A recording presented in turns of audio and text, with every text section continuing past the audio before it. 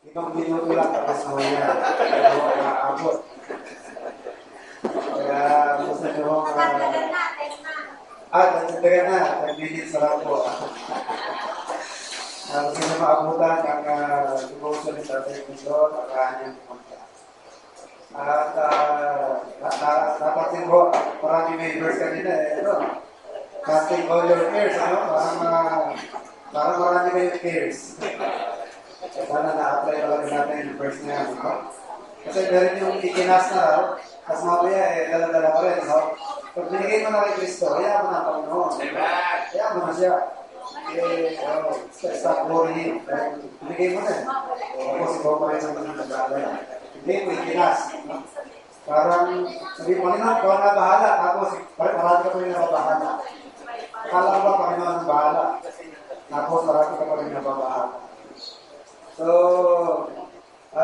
kinukwento kanina, si Brother Dave, parang pinaglaruan sa mga alam mo, talagang ganun mo yun. Kung sila pinakabata, parating na utusan, Kaya ako nasasabi, karanasan ko yan. Sa 10 kami magkakapatid, ang bunso, wala 4 years old, nakabuso na ako. Pautos lang isa naman mag-uutos. Diba lang ba't makakabawi ka rin?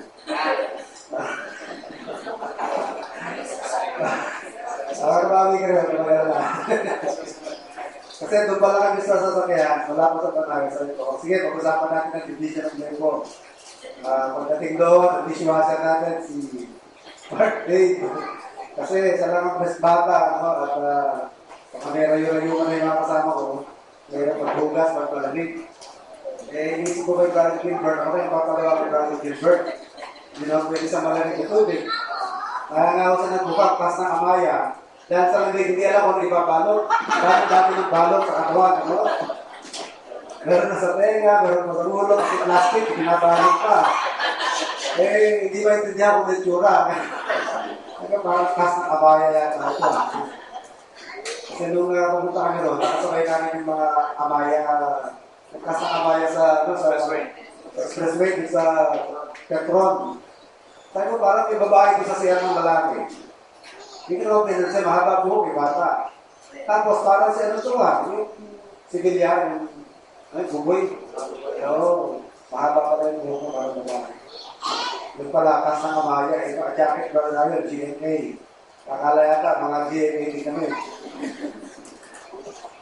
Yun, Brother Gilbert, parang kupang kasama naman. So, tutuloy po natin, ating aralin sa araw na ito, fear of God. So let's just keep on praying, for the work in Manali, God eventually permit ito po yung maging stable. Nakikita ko, meron mga regular na nagpapamati ito. Yung isang araw, nag-simplify ng interest, actually mag-asawa sila, na transfer na. At nire-request niya ako na sulatan yung kanilang pinagaling ng simbahan. Hindi ko lang nasasabi sa kanya na ang piniligan natin ng official letter, yung mga Church of Saint Faith and Doctrine, mga fellowship. Pero pagka church na hindi na natin kaparehas sa paniniwala, we do not give official invitation or letters to them. Mag-ibita man tayo sa mga ibang simbahan, informal. Pero doon sa mga fellowship, doon tayo nagbibigay ng mga formal invitation. So sabi ko, sige po, wala akong problema dyan. Pero magka-background check lang muna ako sa pinagalingan ng simbahan. Ang kanyang baptism galing sa Pines Baptist Church sa Baguio. At parang kilala ko yung dating pastor doon, si Pastor Woods. Hindi ko lang nalaman kung Woods of Midland. Pero siguro narinig yung pangalan niya, Woods of Midland. Natanong ko nga yung isang pastor, pastor, ano yan? Nagpapasampa sa pulpito ng universalist. Hindi tama ang doktrina kasi tama yan. Why would you allow someone who is a believer in universal church to speak in your pulpit? So doon pa lang, dagdag na ako, hindi ko pwede lang yung baptism. So kailangan siya ma-baptize ulit. So yung wala mga wala kung paano niya matatanggap yan. Kasi matagal daw silang pananampalataya. Eh, sa totoo lang, marami naman sa atin, hindi naman agad natanggap yan. Medyo, ang pakiramdam, ano pa lang nangyari noon sa paglilingkod ko, parang hindi ko. Parang gano'n no, ang pakiramdam. Yung pagkakadari, kung natanggap agad yan. At tagal-tagal mo ng baptist, tapos ibabaptize ka ulit. Mahirapan ka lang tanggapin mo ulit. Hindi masyado. Pero sa iba, hindi mo madali, no? Meron mo isang pastor na na-share ng ganyan. Ibig sabihin, 20 years na akong pastor. Lahat ng yan, baliwala lang. Lahat ng gano'n, no? So, hindi naman tayo Diyos para kung saan yung palayo. Sa akin lang. Merong mga irregularidad sa pinagkalisimbahan. Kaya nagkakaroon tayo ng reservation sa kanilang gawain. Hindi tayo nagsasabi outright na wala silang authority unless meron tayong pruweba na nagsimula talaga sila na walang sending. Kasi hindi na ho ang usual yan. Maraming baptist na yun na na-kick out, dating pastor na-kick out sa kanyang simbahan because of some sin sa kanya na-commit sa kanyang simbahan, na-kick out dahil sa siya'y pastor, dati, nagsisimula ang ilang gawain, alam na niya kung paano magsimula, pero walang sending. Kahit pa ang pangalan nila, baptist, hindi ho natin tinatanggap ang baptism ng ganun mga baptist. Kasi walang sending church, ang tawag doon, walang authority. Kasi ang pagsisimula ko ng gawain, pero kailangan simbahan na nagsasend out sa iyo. Pero nag-i-sponsor sa gawain mo. Pero kung pusa ka lang nagsimula, wala naman nag-i-sponsor sa iyo. Walang nag-o-oversight sa iyo. Walang nag-authorize sa iyo. Kahit pa sabihin natin na lumago ang iyong gawain sa dami ng miyembro, nagkaroon ka ng building, nasa iyo lahat ng senyales ng isang tagumpay, pero kung wala pa rin nag-sending sa iyo, nag-send sa iyo, wala pa rin yun. So, yun, ibabaptize mo natin yun. Nagpa-pray mo natin, sana hindi mo sila hirap sa pag-ibigay sa gano'n. Dahil aminin ko sa inyo, yung dalawang kopya mag-asawa na yan, mas tapat pa sila sa ibang mga bigyo. Ang desibag magsibaw noon, mag-asawa na yan. Patalangin ko lang natin, Karang nakarating na dito yung isa, Isis, pati naman dito. Ibang occasion yun? Anniversary. Matang hawak na katanda si isang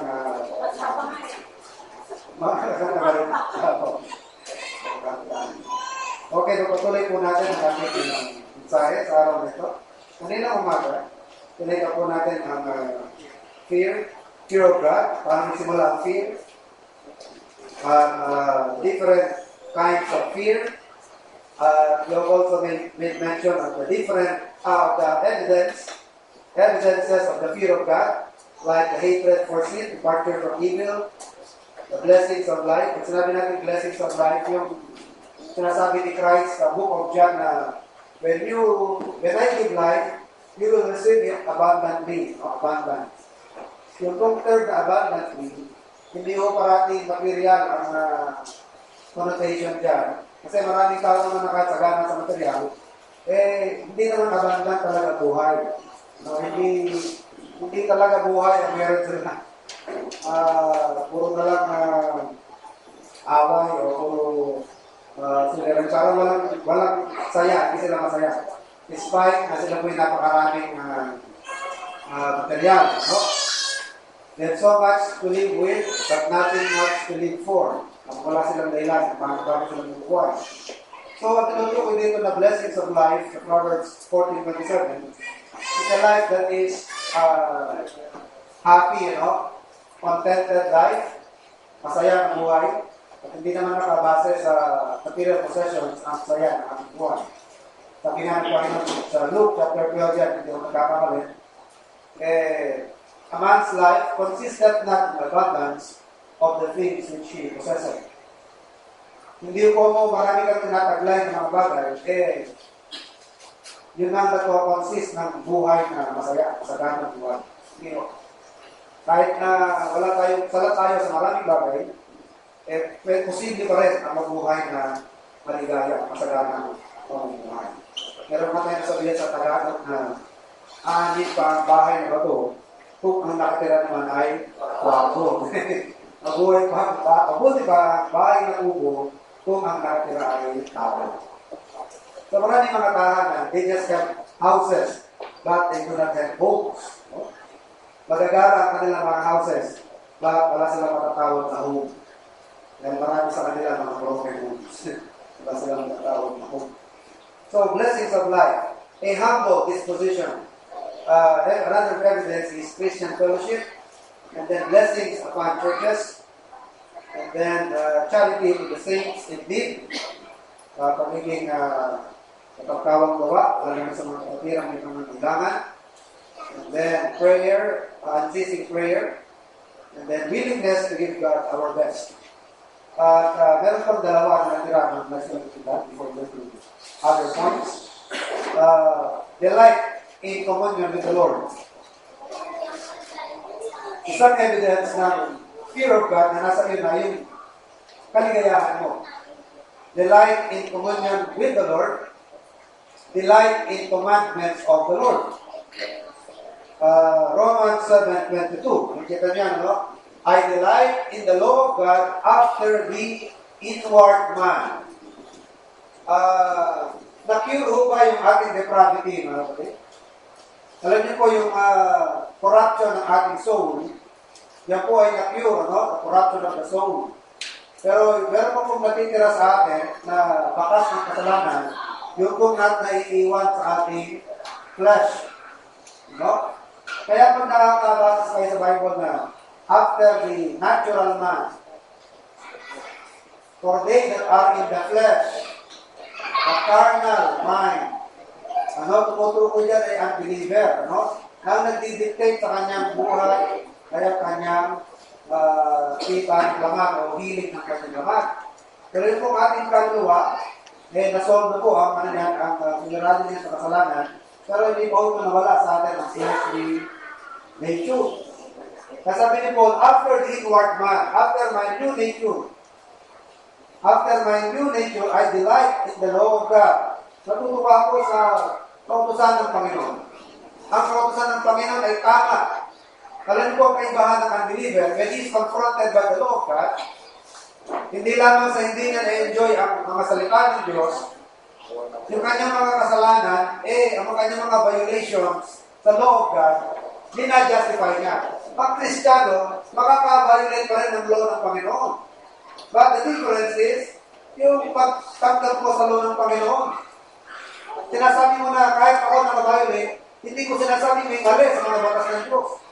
Kahit na mayroong mga nalabag sa batas ng Diyos, walang mali sa batas ng Diyos. Ang batas ng Diyos ay tama, it is good, it is holy and just. And who is me for I am undone? Sabi ko na dahil hindi ako karapat-dapat, ako'y mahina. At hindi mo dinajustify ang sarili mo. Hindi mo dinajustify ang kahinaan mo. Hindi mo sinasabi na wala namang makaka-perfect. Hindi mo sinasabi wala namang makakatubad niyan. At wala namang hindi guilty. Para mong dinajustify yung pagkakasala mo na. No? Kasabihin mo na lang, nagkasala ako. Nagkamali ako at nagkasala ako sa Diyos. Pero walang mali. Walang pagkukulang sa Diyos. Walang mali sa kanyang kautusan. So, what was the evidence, Delight in the law of God and in communion with God. Delight in the law of God or the commandments of God or in communion with the Lord. Na-enjoy mo ang pakikipag-communion sa Panginoon. Another evidence, which is, this will be the last evidence na tatalangay, enlarged heart. Isaiah 60 and verse 5. Enlarged heart. Hindi ho sakit na lumaki ang puso. Sabihin nyo, magkakaroon ko lang ng enlargement of the heart. It was figurative. Ang ibig sabihin po ng, di ba, merong verse sa Bible na ang kaluluwang mapagbigay ay tataba. Hindi mo sabihin na tataba ka sa physical o magiging overweight. Hindi ho yun ang ibig sabihin ng ang kaluluwang mapagbigay ay tataba. Ibig sabihin po ng kaluluwang mapagbigay ay tataba, he will prosper, God will bless him all the more. Ito naman, enlarged heart, mataba ang puso mo in the sense na naniligayahan ka sa tagumpay ng iba. Kasi pag hindi mataba ang puso mo, at meron kang neighbor na nagtatagumpay, sa halip na na-enjoy mo yun, at natutuwa ka, inaingitan mo yung nagtatagumpay. Ano? At tayo mga Pilipino, nababansagan ganyan, ano? Yung tinatawag na crab mentality. Hindi ko lang alam kung sino nag-isip ng ganyan na nag-point ng ganyan expression. Alam niyo ba kasi nag-ganyan? Pero hindi Espanyol lang, hindi na Amerikano ang nag-isip din tayo din Tayo ng mga Pilipino ang nagpasimula niyang mangingisda siguro, Pastor. Siguro mangingisda. Yung expression na yan, sa atin nagsimula, hindi naman talaga ng Amerikano yan. Tayo nakaisip niyan, yung crab mentality. Siguro, dahil familiar tayo sa crab. Ang crab, pag nilalagay mo sa isang tiklis, iba, nagpupumilit siya na makawala. Nagpupumilit siya na umakyat. Kahit mga atalangka. Alala ko yung anak ko, no? Bata pa sabi niya, auntie, ang ulam namin, crab. Abang, sasarap lang ng ulam niya, crab. Patingin nga ng crab. Yung pala yung maliliit. Alala niya, crab.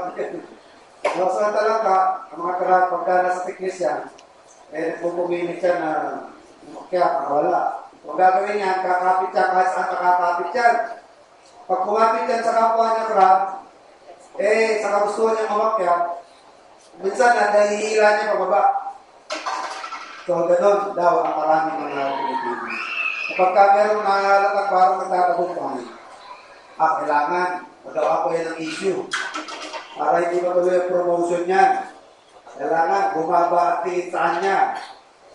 Para ako naman yung mapansin at ako yung mapromote. Ganyan, ano? So, hindi mo maganda yan. If you have a fear of the Lord, one of your characteristics is you are happy with the success of others. Masaya ka na iba'y nagtatagumpay. At ganun sana tayo. Kapag kami mga kapatiran na munlag, mga asenso, purihin natin ang Panginoon. At pag-pray natin na lalo pa silang sumagana. Dahil balang araw pa kasi ganit mga tulong sa iyo. So, ano yan? Iikot lang naman ang buhay. Ano? Hindi naman permanent. Nothing is designed to be permanent in this life. Maaaring ang nasa taas ngayon, malang araw, iikot din. Nasa ilalim naman. At yung mga nasa ilalim naman ngayon, pag-ikot ng ang dilim ng Panginoon, hindi pare-parehas Kung saan, iniikot ng Panginoon yan, yung mga nasa ilalim, kailangan balang araw-araw nasa itaas. No? So we should be happy with the success of others. You are happy with the salvation of others.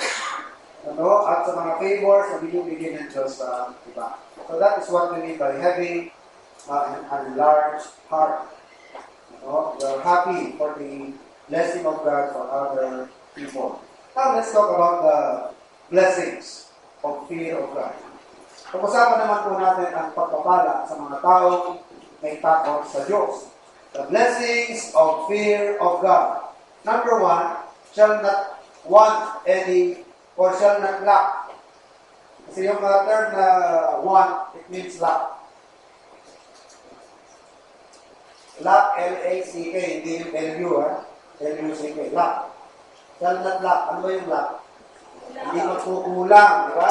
The Lord is my shepherd, I shall not want. Kaya yung ibang mga English Bible, I shall not lack anything. Ganyan, ano? Pero mas gusto ko rin yung want. The Lord is my shepherd, I shall not want. Maganda pakinggan. Pero ang ibig sabihin ng want is lack. When we have fear of the Lord, ang isa sa mga blessing po natin, we will not lack anything. By that, at tinutukoy ko po, yun ang mga necessities of life. Not necessarily all our wishes, all our dreams, lahat natutupad. Hindi ho yan ang tinutukoy doon. Tinutukoy dyan na we will not lack anything, we will not lack of our necessities. Yung mga basic necessities natin. Ano ba yung mga necessities? Yung mga bagay-bagay na hindi pwedeng wala. Dahil pag nawala, hindi ka na mabubuhay kung wala yun. No, those are our basic necessities of life. Like food, shelter, clothing, So yan. Pinagkakulog ng Panginoon yan. Sa maraming iba't ibang paraan, pinagkakulog ng Panginoon yan. Philippians 4:19, but my God shall supply all your needs according to His riches in glory by Christ Jesus. Psalm 34, verses 9 and 10. Ano tinutukoy doon? The young lions do lack and suffer hunger, but they that seek the Lord shall not want any good thing. Okay, check now. Psalm 34, 9 and 10.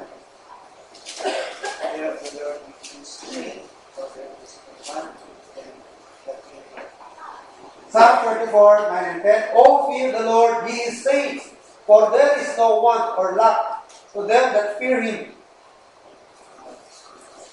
Hindi pagkukulangin sa mga basic necessities ang mga may takot sa Kanya. Verse 10. The young lions do lack and suffer hunger, but they that seek the Lord shall not lack or shall not want any good thing. Psalm 37:25. That was some verse. Psalm 37:25. I have been young, sabi ni David, and now I'm old. Yet have I not seen the righteous forsaken, nor his seed begging bread. Except na lamang sa mga special cases, kagaya naman kay Lazarus, na mananampalataya, pero isang mananampalataya ng pulubi. Dahil meron talagang special na rason, ang Panginoon sa kanya. Because God will use Lazarus to be an illustration na mas maganda pa ang status ng isang pulubi na sa langit pumunta. Kaysa sa isang tao na napakayaman, saksama ng yaman, pero walang pagkakakilala sa Diyos. Dahil pag namatay, ang isang mayaman ay didilat ang kanyang mga mata sa Hades ng paglubusan. Pero kahit nasaksakan ka ng hirap, pulubi ka, lipos ka pa ng mga sugat, lahat na yata ng kabalasan, quote-unquote, nasa ina, dahil naniniwala sa balas. Lahat na lahat yata ng kahirapan nasa ina, pero kumangan ng talataya ka, magigising ka sa feeling ng meron ka sabihin na all is well that ends well. Hindi naman pinag-usapan kung ano yung laban ngayon eh. Ang pinagkalunan niya yung ending, parang sa boxing, di ba? Hindi pinag-usapan niya kung sinong talo sa point o kung sinong panalo sa point. Hindi pinag-usapan kung sinong na-knockdown. Sa mga first few rounds. Ang pinag-usapan niya, anong outcome ng laban? Paano nagtapos? Di ba? Kahit na parati kang na-knockdown, pero kung sa kauli-ulihan, ikaw pa rin na nagwagi, panalo ka. Kahit na parati ka nabubugbog.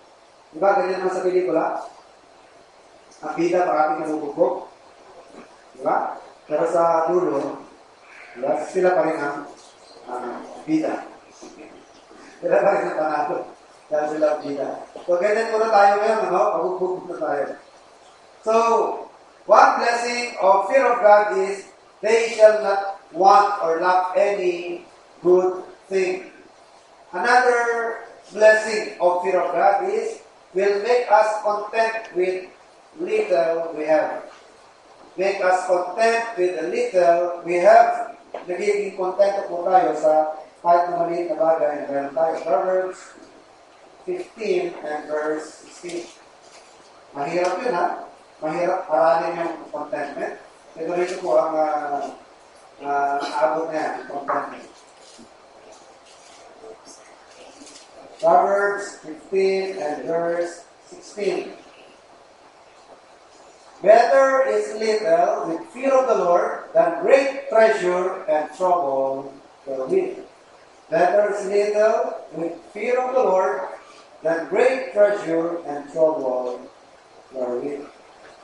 Buti ka lamang, tayo, meron tayo mga problems, pero hindi naman ganun kalaki yan, Samantalang yung mga milyon-milyon ng pera, kahit milyon ng pera nila, napapakamatay naman, Hindi sila nasasalba ng kanilang milyon. Hindi sila pinapakahimik. Diba? Ang kanilang pera, pagka siguro 10 million na lang sa bangko, kinakabahan na sila. Pero mga tao na 20 million na lang ang pera, kinakabahan na, nilus na bakit? 220 million na ang pera. Samantalang tayo, kahit 20 na, bali wala. Okay lang sa atin, Wala tayo masyadong worry. Sila pag malaki ang pera, kinakabahan na sila. Napakalaki pa naman ang naiiwan. So, malaking blessing mga kapatid, contentment, mahirap po ito. Kaya kung nasa inyo na po yung contentment, amen to you, kaya mo yan. At yan po ay napakagandang pagpapala kung meron ng contentment. Sabi ni Paul, sa book of Timothy, godliness with contentment is great gain. Malaking bagay yan. Ano? Kasi maaaring ang tao po ay sagana sa maraming material na bagay. Kung wala namang contentment, wala rin yun. Ano? Ano ba ang pagkakaiba ng may contentment? It's not the amount of things that you have, but it's how much you enjoy what you have. Tama ba yun? Hindi pinag-usapan yan kung anong meron ka o gaano halaga na meron ka. Ang pinag-usapan dyan, kung gaano mo na-enjoy at meron ka. Sa'yo po ba na-enjoy na natin kung anong meron tayo? Kung na-enjoy natin kung anong meron tayo, tatanong pa yung mayaman na ang gamit, hindi mo mababa ng 20 million o 1 million ang gamit. Ang nag-service na, ayaw pa niya. Oo. Gusto niya, camera pa. Hindi mo naman enjoy yan. Bibili ka ng sasakyan na pagkaganda-ganda pagkamahal-mahal. Pero huwag nyo titikitan yan. Huwag kayong kumain sa loob ng kotse. O huwag nyo lalagay yung pinelas nyo. Ano kayo? Bumili ka nga ng parang ginawa ng alipin ng sarili mo. May alcohol. May sasakay na iba. Bultura ng alcohol yung para may maiwan na germs din sa sasakyan mo. Dahil pagkamahal-mahal. Okay na lang yung kahit karak-karak, basta na-enjoy mo naman, Pag dumadaan sa putikat, galing nga. Baliwala ang putik, baliwala ang lubak ka. Pero pag dahil bago lubak. Ang bihira, pati ikaw, napapagano'n ka, di mo maalaman paano pwesto mo, dahil dadaan sa lubak, parang ikaw ang nasasaktan pag yung kabago-bago mong sasakyan, magulo. Naalala ko yung isang pastor na siya po yung mga 250 pounds. Meron silang gamit sa bahay na paborito niya, yung couch. Sa pagka-uwi sa bahay, yun ang favorite place niya doon. Sa sobrang bigat niya, tabing nila tabing nila yung foam na nasot ng sipa. Tabing nila. Sabi ng asawa niya, pagka kasi dyan maraming umubes ko, lumipot ka naman yung umubes ko kasi hindi na balance eh. Kasi nga ang bigat-bigat niya, yung weight niya parating doon, kaya deformed na. Matawira niya, hayaan mo ako, dito ako nag-enjoy eh. Pero yung sarili ko na, di ko pa ma-enjoy, dyan ako nag-enjoy eh. Eksakto ako rito. Ang ganda ng posisyon ko rito. Eksakto yung fit ko dito, ang paa ko, ang kamay ko. Kaya mo, dito ako nag-enjoy eh. Kaya mo masira, di ba? Masira, huli-huli. Di ba? Please enjoy mo. So it's not how much you have, but how much you enjoy what you have. Pero nga, yung pagkarami-rami nung nasa kanya, hindi pa rin na-enjoy. Parang yung, Haring Midas ba yan? Si Haring Midas? Hindi siya nakukontento. Gusto niya parati, marami siyang gold. Ibigay siya ng kapangyarihan na lahat ng mahawakan niya, nagiging dito. Ilang parusa sa kanya. Haring Midas ba yan? Pag ginawa niya yung kutsara, dito na yung kutsara. Masaya-saya, dito. Ahawak ka ng pinggan, yung dating porcelain lang, nagiging ginto. Matuwa sa. Kaso lang, pag hawakan na yung fried chicken, nagiging ginto. Ganun pa lang pakin dito Kakainin niya yung mansanas, ginto na. Wala rin din niya na-enjoy. Sabi niya, nagbigay sa kanya ng powers. Balik mo lang sa dati. Di bali kahit mahirap ako na hari. Basta yung dati na lang, isa sa yung mga kapatid, pag-aralan mo natin yung contentment. That is a great virtue. So we enjoy the things that we have, At yan naman po alam niyo po, kahirapan kasi mga kapatid. Hindi nangangulugan na tayo may mahirap na nabawasan ang care ng Panginoon. Hindi tayo mahirap na Kristiyano dahil nabawasan ang love ng Panginoon. At yung ibang mayaman kasi mas love sila ng Panginoon o mas nag-care sa kanilang Panginoon.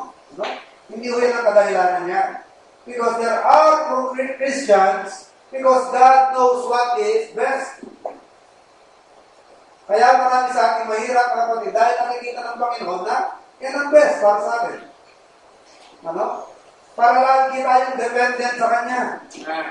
Parating sa Kanya, nakaasa, sa Kanya, nakasandal. Baka pag tayo may kumpleto na ng lahat ng bagay, kaya nga ang mga hari ng Israel, di ba? Binawalan ng Diyos na mag-ipon ng gold, magparami ng horse, at magparami ng asawa ang kanilang mga hari. Yan ang tatlong bagay na hindi niya pararamihin. Dahil pag napakarami ng gold, ang dependence niya sa provision, hindi na sa Panginoon. Pag marami siyang horse, wala na ang kanyang dependence sa Panginoon sa safety. Kundi ang security niya, iaasan niya sa kanyang army, sa kanyang military might. Kasi yung horse, ng araw, simbolo yan ng military power, military might. At pag marami ng wife, dahil iniligaw nito ang kanyang puso, ilalayo niya, napakaraming misis si Solomon, di ba? Iligaw nila ang puso ni Solomon sa pagsamba sa tunay na Diyos, naging idolatrous si King Solomon. Nagpagawa si Solomon, mga temple ng kanyang mga misis. Sabi niya, sweetheart, birthday ko, pagpatayo mo naman ako ng temple ni Dagon o temple ni Moloch para sa akin. O sige, marami tayong mag-realis yan, pagawa ko na. Hindi naging idolatrous yan. Bakit, mga kapatid, ayaw ng Diyos na ang ating dependence ay mapupunta sa mga material na bagay. Kaya ito ang mangyari sa atin. Instead na ang trust at ang dependence natin sa Panginoon, doon na nalilipat. Ano? Hindi ko sila sabing masama yan, ano? Per se. Sabi ko nga, wealth in itself is not sin but the love of money. Inordinate affection. Ano? Huwag lamang mapunta dyan ang ating tumahan. So, kung tayo ay mahirap, kung ikaw naman ay masipag, pero mahirap ka pa rin, baka naman kasi kaya mahirap, tamad. Ano? Kasi meron nga niya, kaya mahirap, tamad. Kasi sabi ng Bible, what you sow, you will reap. Nagtanim ka ng katamaran, huwag kang aasa na pagpapalay ka na para kasi magtamad, nakanganga na lang, no? Nag-aantay na lang kung darating. Mali naman yun. Pero kung ikaw ay nagsisipag, pero hanggang doon na lang talaga, yun talaga ang plano ng Diyos sa iyo. Dahil nakikita ng Diyos na yun ang best para sa iyo. Pero sa totoo lang, hindi naman lahat mahirap. Marami rin pinagpala ang Panginoon, pinayaman. Kaya ni King David, Solomon, si Job, no? Si Philemon, si Lydia, no? Pero talaga mga pagkakataon na pinipili ng Diyos na manatili tayo sa kalagayan. Pero hindi nangangulugan na nabawasan ang care ng Panginoon. Hindi na nangangulugan na nabawasan ang kanyang love. Ano? Hindi na nangangulugan na silang mayayaman, they have a better life. At kayo mahirap, you cannot have a life.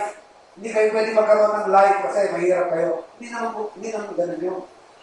Kasi kahit mahirap, ako nga minsan natutuwang, minsan bibisita ka sa minsan yung araw, no? Dadalaw ka sa mag-house ka. Mapupunta ka dun sa mga lugar na Islam area, no? Mahirap lang ang nakatira. Pero makikita mo, happy. Masasaya nila, no? Mayat niya, nagtatawanan. Pero baga, ang babaw ng kaligayahan, ano? Balit ang nabagay, enjoy na sila. Ano? Umaga pa lang, nag-usap na, ano kaya tanghalian? Kwentuhan na naman, mamaya tanghali na. May talong dyan, yun na lang, okay niya, talong. Kwentuhan na naman, mamaya magkakwentuhan, ano kaya makunan? Pero kukwentuhan niya, mamaya, sa kakukwentuhan, may kamatis naman yan. Maganda lang ng bago, lumipas na isang araw, kinabukasan, gano'n na naman. Di ba? Pero masaya. Kung ano lang ang pero. Lumipas din ang maghapon, ano? So, hindi mo nangangahulugan na wala ka ng bagay, you cannot have life anymore. Ano? Hindi naman nangangahulugan na meron ka ng lahat ng bagay, ikaw lang ang may karapatan sa buhay. Ikaw lang ang may karapatan sa mayan. Dahil maraming mayaman na nagpapakamatay dahil wala ka silang happiness. Wala silang buhay. Ano? They do not have life. So, one blessing of fear of God is, it will make us content with little things that we have. Hebrews 13:5, sabi ni Paul sa Hebrews 13:5, let your life be without covetousness. Huwag kayong masakit sa inyong pamumuhay. Ano? Be content with such things as ye have. Paano binigay ng Diyos? Pasalamatan at maging kontento sa ibinibigay ng Panginoon. Dahil ang sabi ng Panginoon, I will never leave thee nor forsake thee. Hindi naman kita iiwan at hindi kita pababayaan. Kayo mag-alala, pagdating sa langit, pantay-pantay na tayo at tayo mayaman doon. Iba-iba lang ang dinig ng Panginoon ngayon. Hindi po pwede lahat mayaman. Paano pa natin i-apply yung be kind unto another at be charitable? Sabihin ko, magkasalit sa akin, naghihirap na ba ako? Puro mayaman eh. Hindi na may apply yun, no? Pray one for another. Ito may mag-pray. Ano bang kalagayan ko? Para lang naman tayong walang pangangailangan sa buhay. Meron na akong insurance. Mayroon ng libingan. Meron ng kabaong. Ano? Meron pang lahat na, kompleto na. Ba't mo ba may mag-pray? Ayun na yung duruan, ano? Ba't pa rin mag-pray? Kompleto naman na. Kailangan pa rin po natin magpapanalaginan. Kaya ba ibang dinig ng Panginoon ngayon, no? Hindi lahat pwede malakas. Anin ba yung verse na kayo magpalakasan? Lahat malakas na. Ano? So, ngayon lamang yan, yung mga pagkakaiba-iba na yan, ba't huwag natin turuan ng Diyos? Alam ng Diyos kung kailan magtatapos yan. So, sa ngayon, meron mahina, meron malakas, meron mahirap, meron mayaman, dahil yan ang plano ng Diyos. Ano? At huwag tayong mainip. Darating din ng Panginoon ang panahon na aayos ang lahat kapag tinapos ng Diyos ang ating buhay din sa lupa. Kaya pagdating sa langit, wala na ang ating mga sinful nature, wala na andun, wala na mahirap mayaman, puro mayaman ako andun. Pare-parehas na po ang ating kalagayan mo. Pare-parehas na. Sa ngayon lang yan, dahil may plano ang Diyos. Huwag natin kainipan ng Diyos at huwag natin turuan ng Panginoon kung gagawin niya. Number 3, third blessing of fear of God, wealth and riches. Proverbs 22:4, pakibasa ka po. Ano na makakakita dyan? Proverbs chapter 22 and verse 4. Hindi ako nagkakamali, sabi dyan, righteousness tendeth to riches. But uprightness tendeth to riches. Ano ba?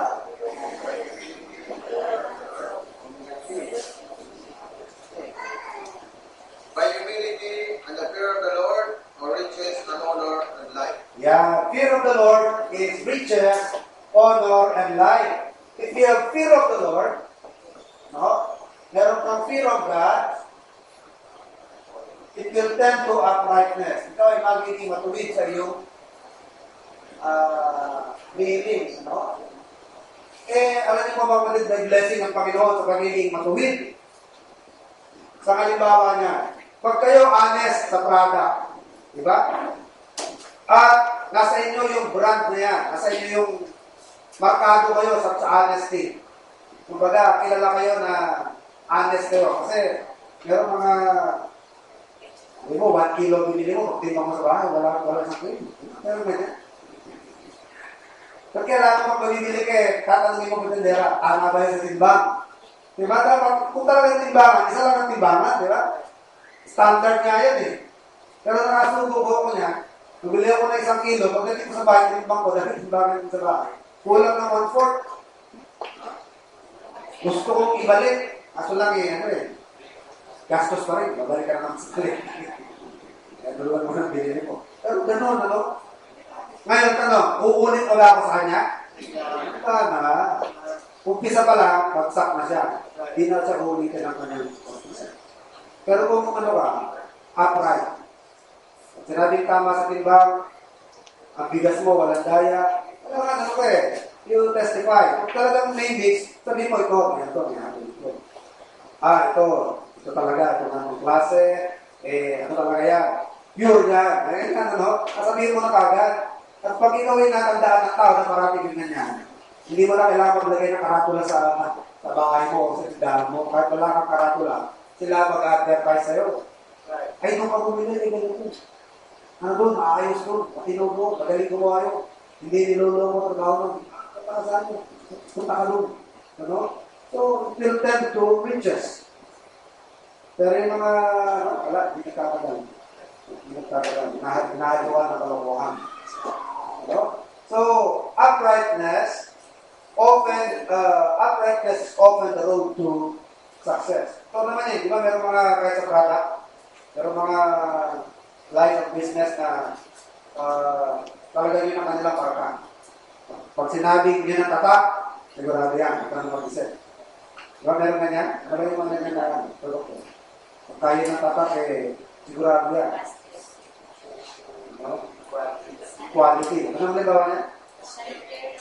Ano yan? Yung kay Star Melody? No? Kahit sila nilulubog sa tubig, so pinangat yung itlog, hindi pa rin malalaglag, no? Sobrang tibay, ano? 100% cotton o 100% fake?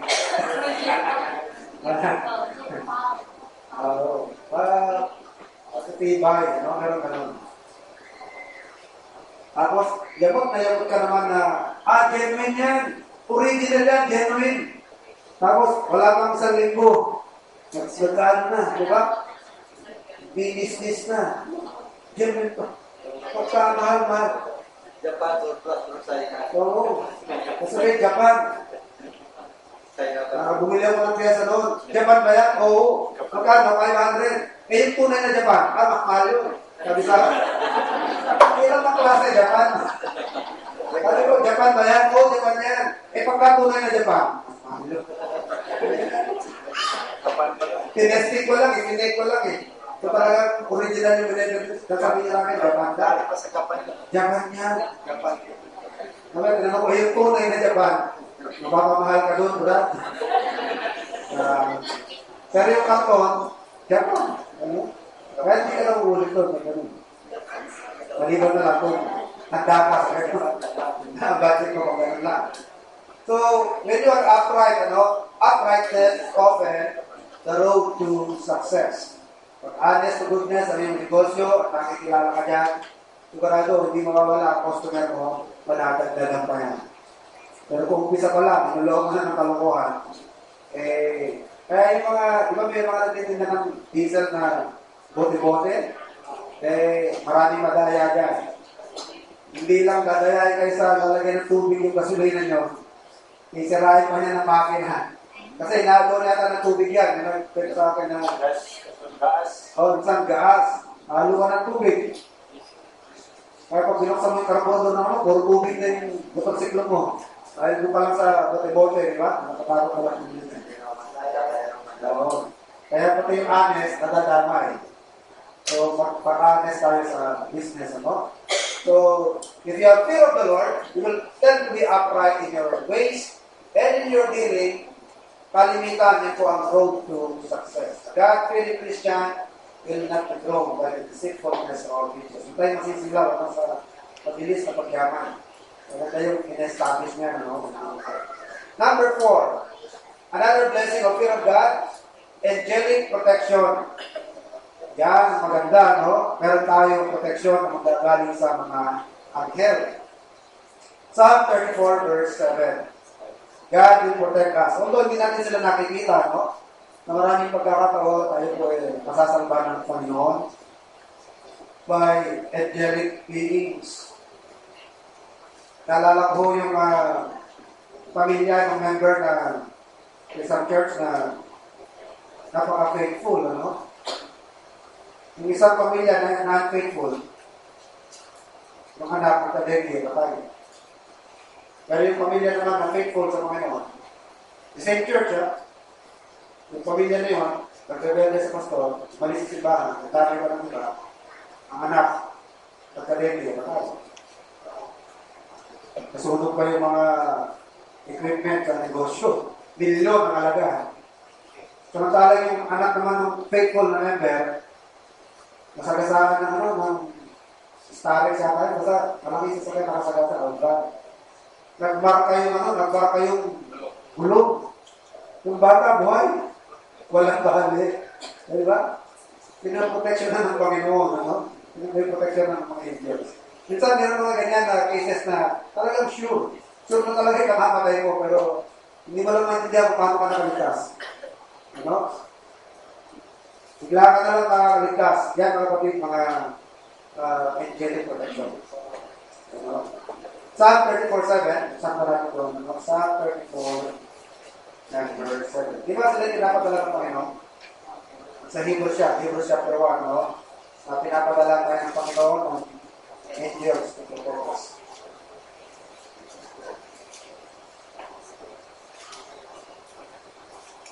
Psalm 34 and verse 7.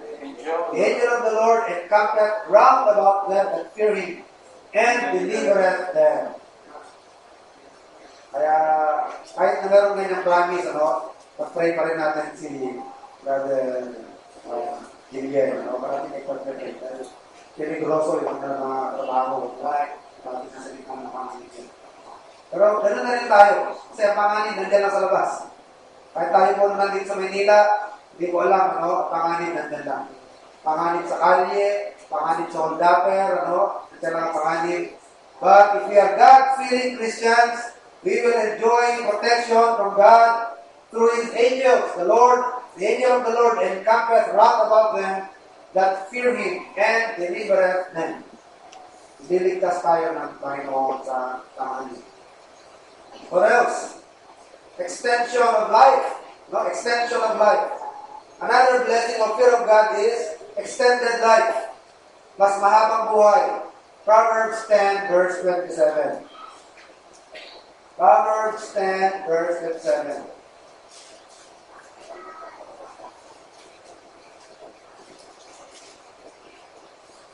The fear of the Lord prolongeth days, but the years of the wicked shall be shortened. So, kung tayo ay God-fearing na Kristiyano, pinangakuan po tayo ng mahabang buhay ng Panginoon. Unless, wala nang plano ng Diyos sa'yo, like he did with Moses. Pero kahit na 120 lang ang plano ng Diyos kay Moses, mahaba pa rin yan, 120 years. So sa atin, mga kapatid, pinapangangkuan tayo ng Panginoon ng mahabang buhay. At sa totoo lang, ang mga wicked, hindi ko nagtatagal ng buhay. Diba marami ganyan na puro mga illegal ang kanilang trabaho? Saan naman? Diba? Bakit, mga kapatid, wickedness or excess of sin shortens one's life. Yung malagi sa kasalanan ng tao, may buhay na. Kaya nga meron tayong kasabihan na addicts don't grow old.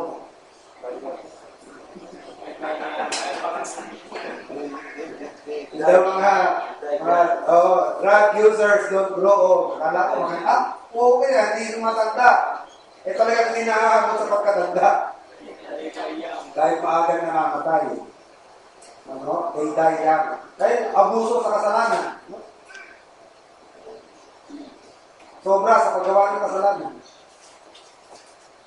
Kaya ko tatagal yung mga katuan. Kaya nyo, mga fine,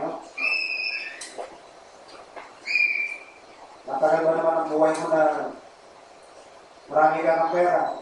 Araw-araw naman, pag gigising ka, yun ang, sa'yo, kakatapos isang kaso na naman. Ang bibigat pa, puro plunder. Ano yung plunder? That's punishable by capital punishment. Basta ang ginagawa mo sa pera gobyerno, magubot ng 50 million. Di ba? Pag umubot ng 50 million, that is plunder. Ang katumbas niyan, firing squad or lethal injection. Hindi, pati ngayon yata, apply pa rin yan. Plunder is 50 million, di ba? 50 million pa rin ang maximum pag nakawa ka ng more than 50 million, that is plunder. Kasi nung mag-enjoy sa buhay niya, diba? Araw-araw, magigising ka. Kahit sweldo kasi sa kaso, ayan na naman. Diba? Hindi hahabang buhay mo. Kasi Solomon nga, hindi nakaligtas kahit ay anak ng Diyos Kaso lang abuso siya Diba? Nawala yung fear of God sa kanya, nag-abuso siya, lahat na pinagbawal ng Diyos, ginawa niya.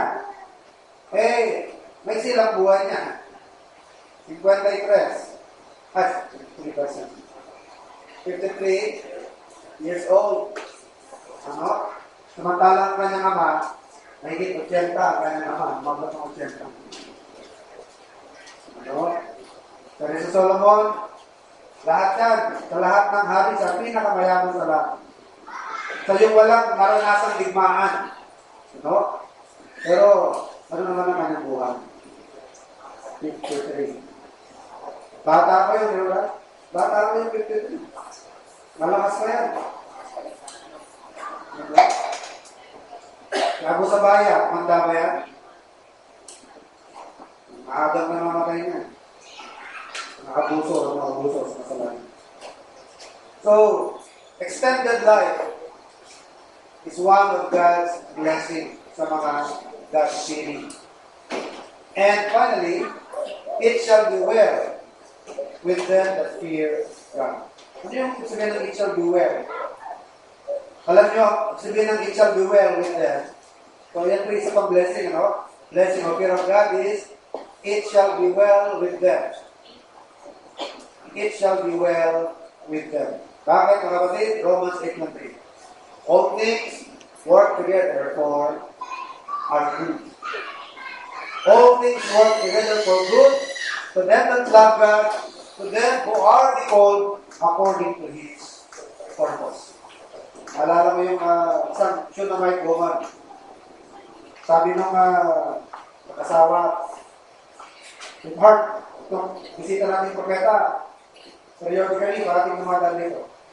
Parating tumutuloy dito sa atin. Pagpagawa kaya natin ng silid sa taas. Sige, paggawa nila ng silid. So, pinagdadaan yung prophet of God, pinatutuloy nila, doon na pinatutuloy para patuloy ito nilang kayo kalakasin.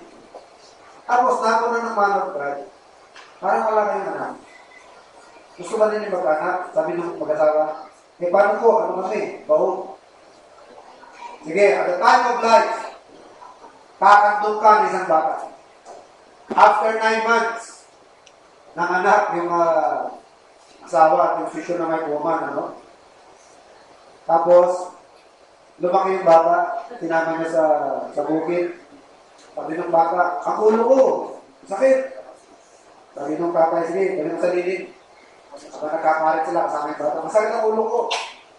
Dali niya sa mga tauhan at sukay sa lilig. Tapos yung maya-maya, namatay, yung bata. Ang ginawa ng siya na may woman, sakay ng kanyang asno, no? Pumunta siya ng man of God. Habang on the way, no? Marami nagtatanong sa kanya, is everything well? Pero yung bata, patay na. Alam yung sagot ng babae? All is well. All is well. Kumusta yung bata? Hindi niya sinasabing patay na, pero alam niya patay na. Sinasagot mo niya, all is well. Maalis ang lahat. Sana ganun sa atin, ano kahit ano mangyari, all is well. Ayos lang. Ano nangyari? Sunugan ko ng bahay. All is well. All is well. Ano nangyari? Namatay, pero all is well. Kaya totoo naman talaga yun eh. All things work together for you. If you are God-fearing, meron matakot sa Panginoon, lahat ng pinapadaan ng Diyos sa iyong buhay, ang magiging outcome niyan, yung kabutihan pa rin natin. Yan po ang manatong ng Diyos. Kahit sa tingin mo ngayon, parang walang well. Kahit sa tingin mo, parang walang good. Makikita nyo, eventually.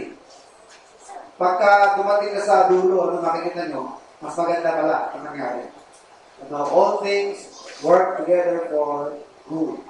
Them that love God, to them who are called according to His purpose. So Christians who fear God and respect His authority are under the conduct of divine providence. And this is true even in adversity. Kahit na nasa gitna ka ng adversity, pagka may takot ka sa Panginoon, all is well for you. Alala niyo nangyari kay Joseph, di ba? He is God-fearing man. Nasa dungeon siya, pero hindi normal lang ang loyalty sa Panginoon. Ano naging ending? From dungeon to the palace. Prime minister, no? Meron din kay Daniel, di ba? Tinatakot siya sa yungin ng mga leon. Pero inahot siya sa yungin ng mga leon, mas nabigyan pa ng parangal sa Daniel at mas naparangalan pa ang pangalan ng Diyos. Dahil yung Diyos sa kanyang pinagtanggol, meron din yung 3 Hebrew children, di ba? mas itaas pa ang pangalan ng Diyos. Kaya sabi ni Hermes Nebuchadnezzar, sino man magsasalita ng laban sa Diyos, ni Shadrach, ni Meshach at Abednego, tatapon sa hukman ng apoy. So, lalong naitaas ang pangalan ng Diyos. So, ang ating nangyayari sa ating mga kapatid, whether good or bad, ito po'y lalong napopromote ang pangalan ng Diyos. At lalong nag-e-end sa ikabubuti. Lalong napopromote ang Christians, at napopromote ang Christianity, at napopromote ang pangalan ng Panginoon. Alala niyo nangyari kay Job, ganun din. Mas pinagpala pa ang huling wakas ni Job kaysa sa nang una. At mas naitaas ang pangalan ng Panginoon dahil ang Diyos pala, kaibig-ibig hindi lamang sa panahon ng pagana. Kundi kahit sa panahon ng paghirap, ang Diyos ay patuloy pa rin na kaibig-ibig. At pinatunayan niya ni Job. Dahil si Job ay tapat sa Diyos, mayaman, o mahirap, walang sakit, malusog, o nasa karamdaman, hindi na wala kanyang loyalty sa Panginoon. Kaya si Satanas na siya ang diba yan ang accusation ni Satan? Kaya kamahalan ni Job kasi bine-bless mo. Kasi pinaproteksyonan mo ang kanyang property. Pero tanggalin mong lahat yan. Nakikita mo. Itatatuwa ka niya ng mukha. He will curse you to your face. Pero mga kapatid, nalampasan niya ni Job, pero nangyari. Walang masabi sa Satanas. Shut up.